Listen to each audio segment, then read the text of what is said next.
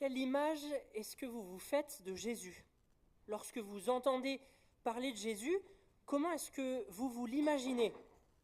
Je vous propose de prendre juste 2-3 secondes de silence pour vous demander comment est-ce que vous vous représentez Jésus, comment est-ce que vous l'imaginez?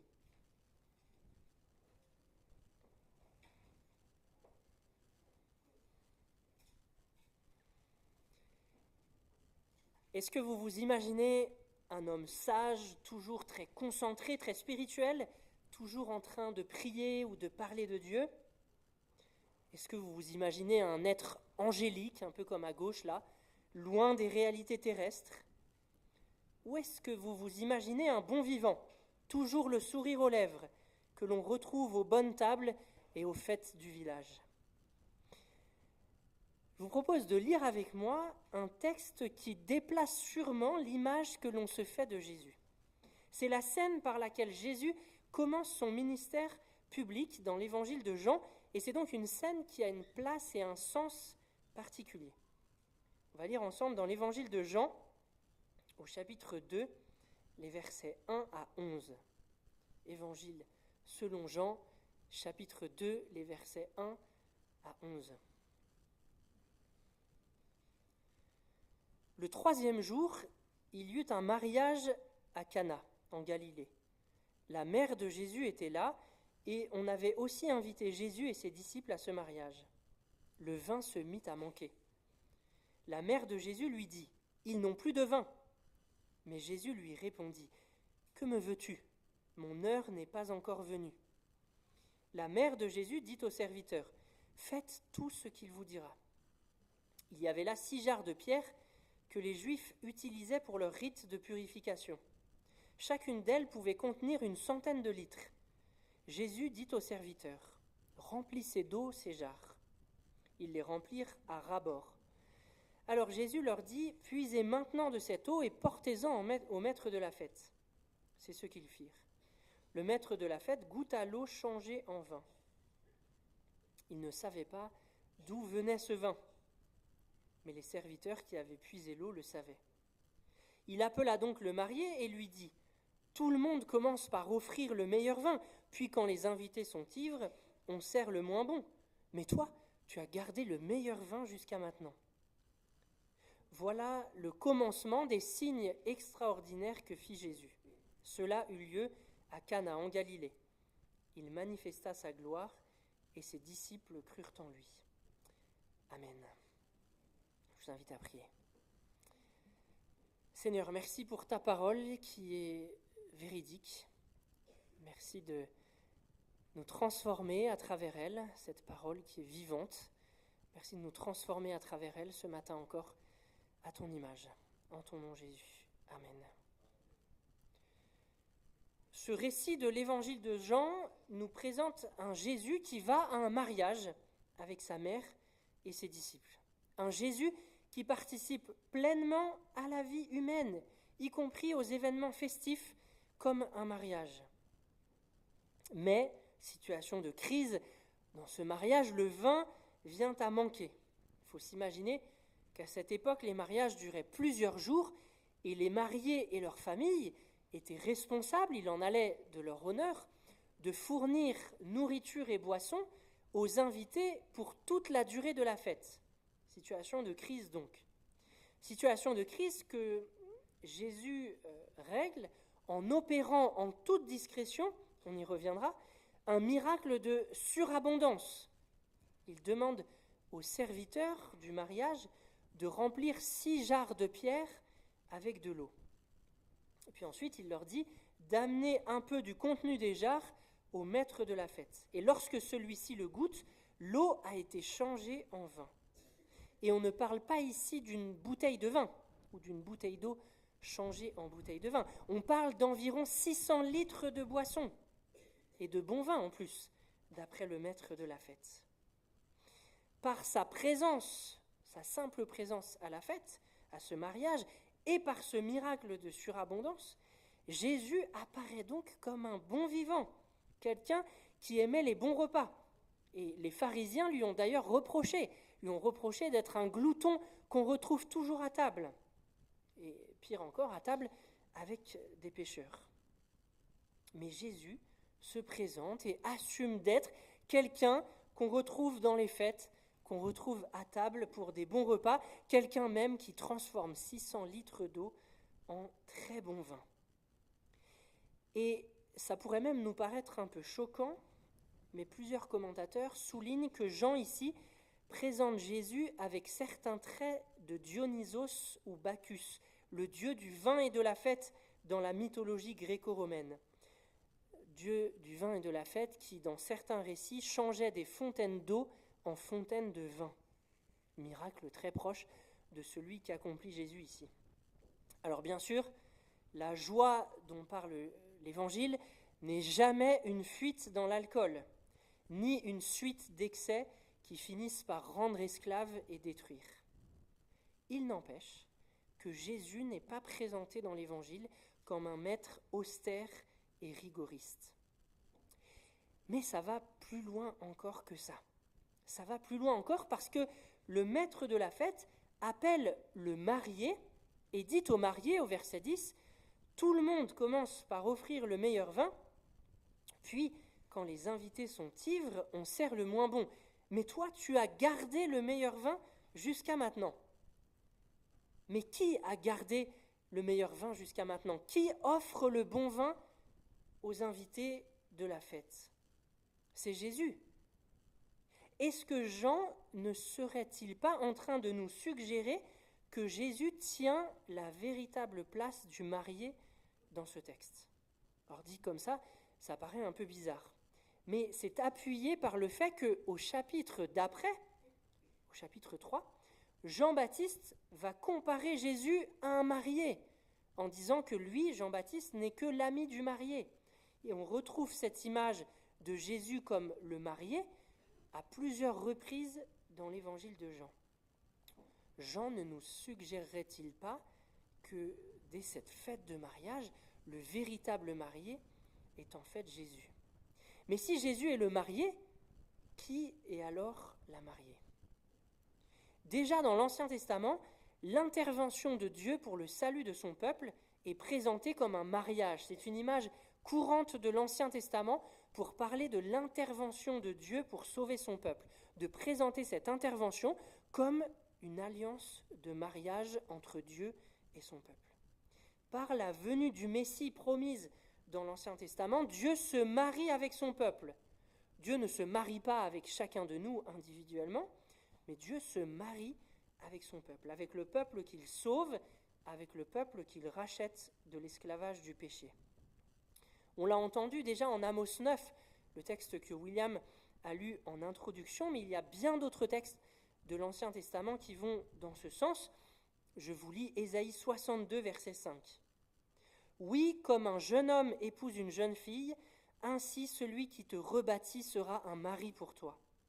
De même aussi qu'une fiancée fait la joie de son fiancé, tu feras la joie de ton Dieu. » Dieu veut faire la joie de son peuple avec qui il veut se fiancer et se marier. La mariée, c'est donc l'Église, le peuple que Dieu rachète à travers le Messie qu'il envoie. Et dans d'autres textes de l'Ancien Testament, le salut que Dieu offrira à son peuple au temps de la fin, au temps où il envoie le Messie, est d'ailleurs décrit, je lis maintenant en Ésaïe 25, comme un festin de vin vieux et de mets succulents, des mets tout pleins de moelle arrosés de vin vieux et dûment clarifiés. Ce signe donc à Cana, ce miracle du changement de 600 litres d'eau en vin, et ce signe qui ouvre le ministère de Jésus dans l'évangile de Jean, inaugure donc les temps messianiques, le temps du salut et ce temps de joie qui accompagne ces temps messianiques promis depuis longtemps dans l'Ancien Testament. Ce texte nous montre donc non seulement Jésus comme un bon vivant, mais il nous révèle aussi la relation que le Seigneur veut avec nous. Le Seigneur veut faire de nous sa joie, et il veut partager cette joie avec nous en nous comblant de bonheur. Rendez-vous compte, celui par qui tout a été créé, celui-là veut nous donner la vie en abondance. C'est dire que tout ce que les êtres humains peuvent chercher sur cette terre pour combler leur vide intérieur, c'est en Jésus qu'ils peuvent le trouver. Lui qui peut et qui veut offrir la vie en plénitude. Est-ce que vous avez conscience que Dieu fait de nous sa joie, qu'il trouve en nous la source de sa joie, et qu'il veut partager cette joie avec nous comme on partage un bon repas avec des amis? Alors vous me direz peut-être que vous n'avez pas vraiment l'impression de vivre dans vos vies quotidiennes un repas festif avec des mets succulents et des vins vieux. Pourquoi est-ce que nous ne vivons pas pleinement ce bon repas de mariage auquel Jésus nous invite? Pourquoi la vie est-elle encore si éprouvante? Ces questions sont difficiles et je crois qu'on ne peut certainement pas y apporter de réponse toute faite et définitive, mais Jésus nous offre peut-être une piste tout de même dans ce texte lorsqu'il dit à sa mère « Mon heure n'est pas encore venue ». Mon heure n'est pas encore venue. Autrement dit, ce que ce signe, ce miracle que Jean appelle un signe, ce que ce signe signifie n'est pas encore pleinement là. Mon heure n'est pas encore venue. Et puis cette parole de Jésus à sa mère pose donc la question, mais quand l'heure est-elle alors venue? Si l'on poursuit la lecture de l'Évangile, on arrive en Jean 13, verset 1, et on lit « C'était juste avant la fête de la Pâque. Jésus savait que l'heure était venue. Jésus savait que l'heure était venue pour lui de quitter ce monde pour aller auprès du Père. Il aimait les siens qui étaient dans le monde. Il les aima jusqu'au bout. » Autre indice de ce parallèle entre ce miracle, ce signe de Cana et la croix. Marie est présente au mariage de Cana. Elle est invitée avec Jésus et les disciples à ce mariage. Elle disparaît ensuite complètement du récit. Et quand réapparaît-elle? À la croix, en Jean 19.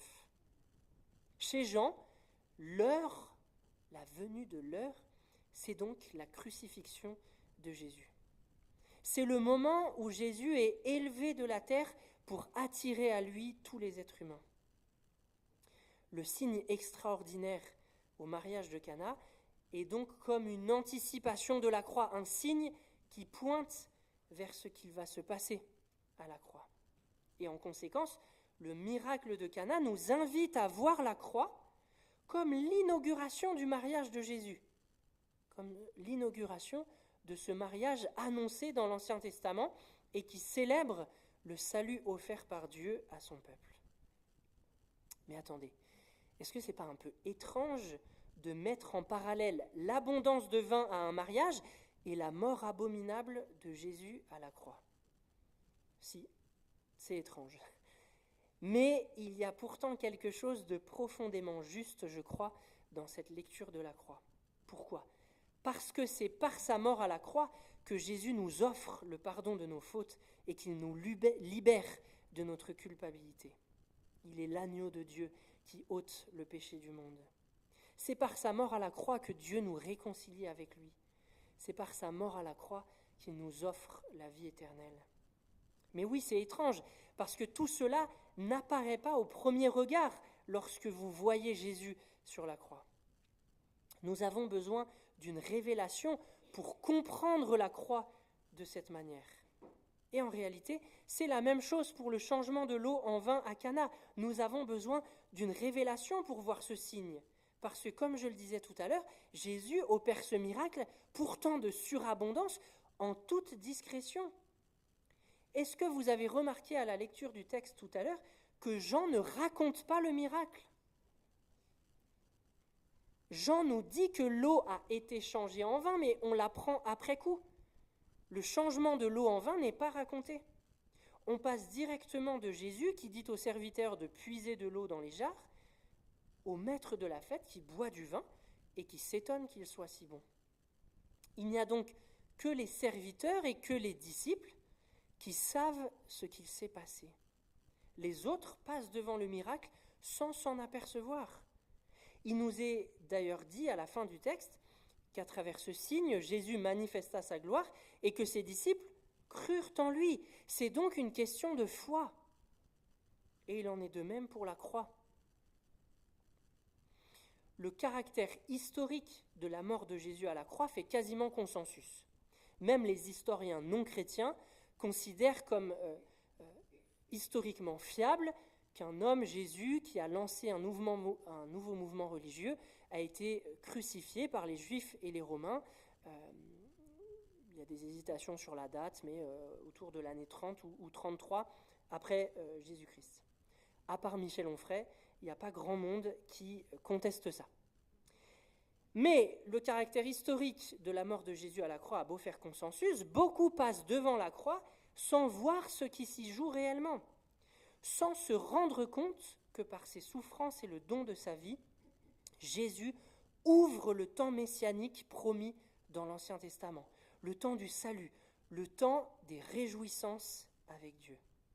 Aussi paradoxal que cela puisse nous paraître, c'est à la croix qu'il nous faut regarder si nous voulons recevoir la vie en plénitude.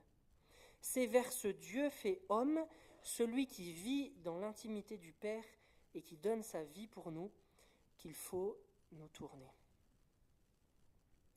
Mais, me direz-vous, comment faire pour vivre cette vie de plénitude au milieu des souffrances de ce monde ? Parce que non, je n'ai pas encore répondu à cette question. On a déjà un indice d'une chose intéressante pour répondre à la question dans la parole de Marie aux disciples. Faites tout ce qu'il vous dira. Comment faire pour vivre cette vie de plénitude alors que nous attendons encore qu'elle nous soit donnée en plénitude ? Eh bien, en faisant tout ce que Jésus nous dit de faire, en marchant à sa suite, en nous nourrissant de son enseignement, par la méditation de la Bible, par la prière, par la vie communautaire que nous vivons ici, en venant au culte, dans les groupes de quartier et autres. Et puis, il faut aussi dire que le mariage de Jésus et de l'Église n'a pas encore eu lieu. Le mariage de Jésus et de l'Église est scellé à la croix, c'est-à-dire que l'alliance est déjà conclue, mais le festin n'a pas encore eu lieu. La croix, on pourrait dire, c'est comme des fiançailles. Des fiançailles certaines, des fiançailles qui ne seront pas rompues. Et dans l'Antiquité, les fiançailles étaient déjà un engagement beaucoup plus fort qu'aujourd'hui, un engagement quasiment similaire au mariage. Pas tout à fait, mais presque. Et il était presque aussi difficile de rompre des fiançailles que de rompre un mariage. Eh bien, c'est un peu ça qui se passe à la croix. Dieu conclut des fiançailles avec nous, des fiançailles qui sont certaines, qui ne seront pas rompues, mais le mariage n'est pas encore consommé. La Bible dit que le grand festin des noces de Jésus aura lieu lors de son retour. Apocalypse 19, versets 7 à 9. Voici bientôt les noces de l'agneau. Agneau qui est une figure de Jésus dans le Nouveau Testament. Voici bientôt les noces de l'agneau. Sa fiancée s'est préparée et il lui a été donné de s'habiller d'un lin pur éclatant. Le fin lin, c'est la justice des saints, justice qui nous est donnée par la croix. L'ange me dit alors, écrit, heureux les invités au festin des noces de l'agneau. Heureux les invités au festin des noces de l'agneau. C'est là que nous mangerons la meilleure nourriture que nous n'avons jamais mangée et que nous boirons, pour ceux qui veulent en tout cas, ça ne sera sûrement pas obligatoire, le meilleur vin que nous n'avons jamais bu. Et en attendant, devons-nous simplement attendre ce moment en supportant nos souffrances ? Non. Non, parce que Jésus nous a déjà donné son esprit, qui est une avance des bienfaits à venir. Par son esprit, nous pouvons goûter dès aujourd'hui combien le Seigneur est bon. Par notre relation avec Jésus, nous pouvons dès aujourd'hui vivre la paix et la joie promises, même au milieu de circonstances difficiles. C'est ce qu'ont décidé de faire Matt et Beth Redman. Ce sont les auteurs du chant « Béni soit ton nom » que nous chantons parfois. Ils l'ont écrit en octobre 2001 aux États-Unis, juste après les attentats du 11 septembre, et alors qu'eux-mêmes ont vécu chacun une enfance très difficile. C'est un chant qui fait le choix de la louange, même lorsque la bonté de Dieu n'est visible dans nos vies qu'à travers le visage d'un homme cloué sur une croix. Alors que nos vies soient marquées par la joie ou par les difficultés en ce début d'année, souvenons-nous que le Seigneur fait de nous, qui sommes son peuple, le sujet de sa joie et qu'il veut partager cette joie avec nous. Amen. Je vous invite à quelques instants de silence pour recevoir ces paroles et je terminerai par la prière.